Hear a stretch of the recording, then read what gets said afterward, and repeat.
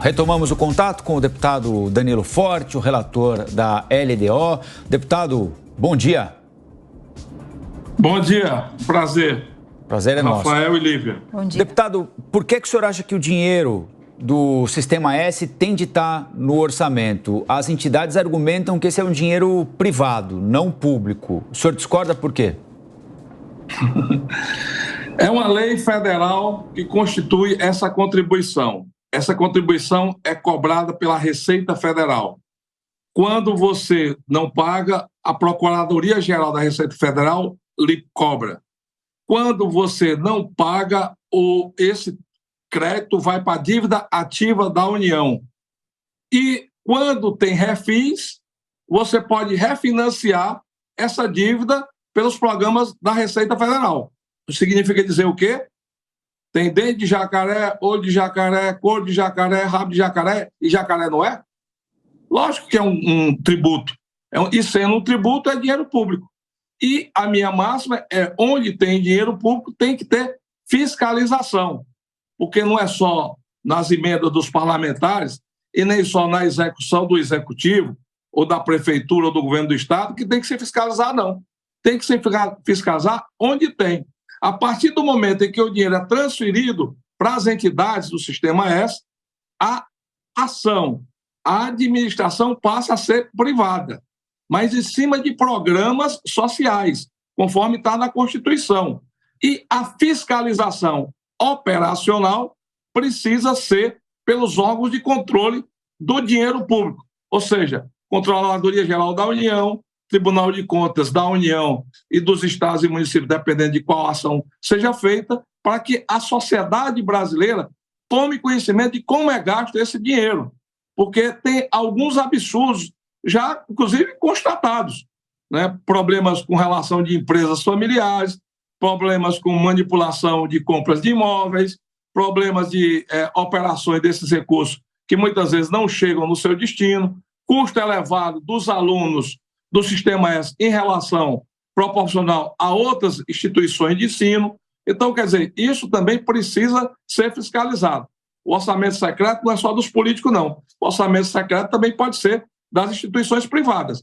Então, diante disso, o que nós estamos fazendo é apenas a constatação que esse recurso é um recurso público e que, sendo recurso público, ele estará sobre a legislação fiscalizatória do Estado. Estado que eu digo aí no que se diz respeito ao Estado brasileiro.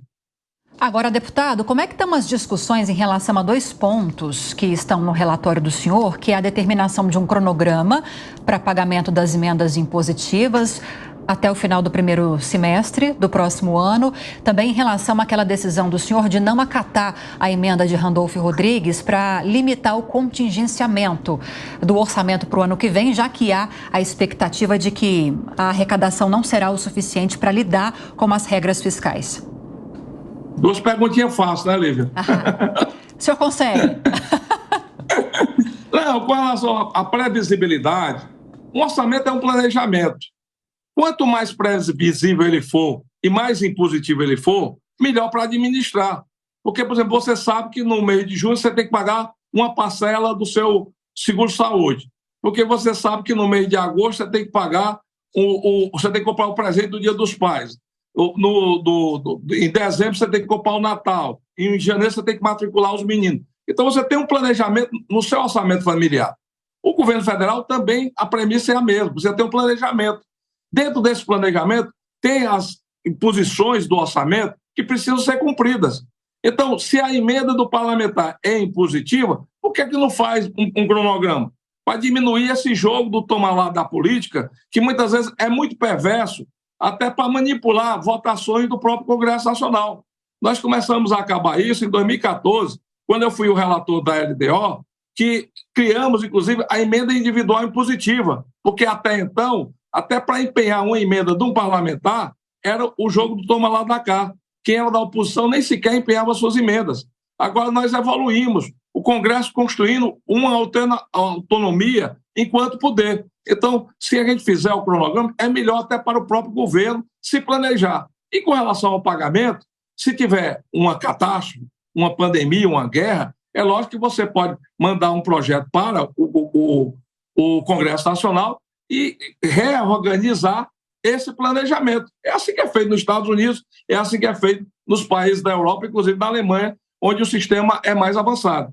Com relação à questão da emenda do Randolph, ela impunha um contingenciamento. E não é responsabilidade do Congresso Nacional fazer contingenciamento.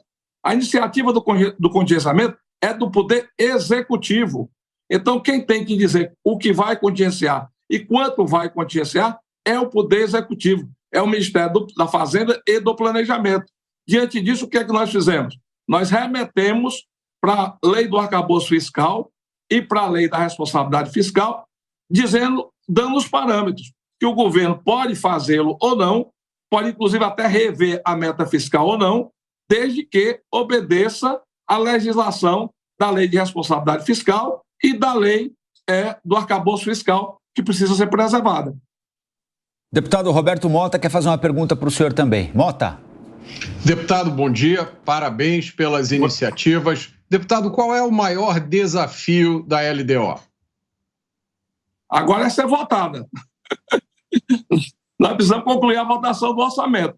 O pior dos mundos é começar o ano que vem sem ter orçamento, porque se não tiver orçamento, aí não tem responsabilidade fiscal, aí não tem arcabouço fiscal, aí vai ser uma indisciplina generalizada, vai ser uma dificuldade política muito grande da relação do próprio Congresso com o Poder Executivo, porque existe uma expectativa com relação à execução orçamentária. Ano que vem é um ano eleitoral, então esse debate da eleição sempre cria uma efervescência muito grande no debate político, e tudo que a gente não precisa agora no Brasil é criar um clima de polarização radicalizada, como nós tivemos recentemente.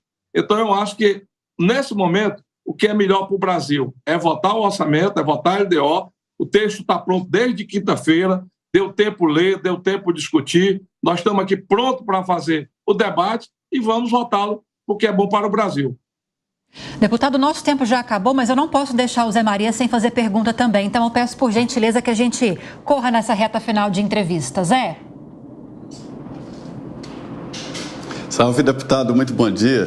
Deputado, um dos pontos polêmicos aí foi essa história aí de transferência da execução orçamentária para os parlamentares, né? Os deputados terão quase 40 bilhões em emendas e mais as outras possibilidades de emendas, né? Quer dizer, o Congresso vai dominar quanto, mais ou menos, assim, em termos de orçamento no ano que vem, através, né, da definição da LDO? À medida que tem uma evolução entre os poderes, é natural que o orçamento seja compartilhado na execução orçamentária. Por exemplo, eu coloco emenda minha para criação dos núcleos de atendimento às crianças com deficiência, principalmente onde tem o transtorno de espectro autista. Passa por dentro de uma política pública que foi criada por nós na parceria com o Ministério da Saúde. Então, eu coloco o meu recurso lá e quero que esse recurso seja aplicado, criando os núcleos para atender a criança desde do diagnóstico do neuropediatra até a atividade de fonoaudiologia, de nutrição, de terapia ocupacional, tudo que a criança precisa para ter uma inclusão social saudável. Outros parlamentares podem, inclusive, colocar suas emendas no PAC, que é o programa do próprio Poder Executivo. Então, essa liberdade é do parlamento. É o parlamento que constrói a peça orçamentária. Mas qual o valor total? Tem que ser planejado. A expectativa exatamente é essa. É que nós tenhamos algo em torno de 45, 47 bilhões no volume total das emendas e que tenhamos algo em torno de 65 a 68 bilhões nos programas de iniciativa do Poder Executivo. Eu acho que com isso você cria um diálogo mais profundo e é lógico que parte dessas emendas parlamentares poderão, inclusive, estar inclusas dentro dos programas do Poder Executivo. Deputado Danilo Forte, muito obrigado pela entrevista para a Jovem Pan e até uma próxima. Bom trabalho para o senhor. Obrigado e um bom dia. Bom dia.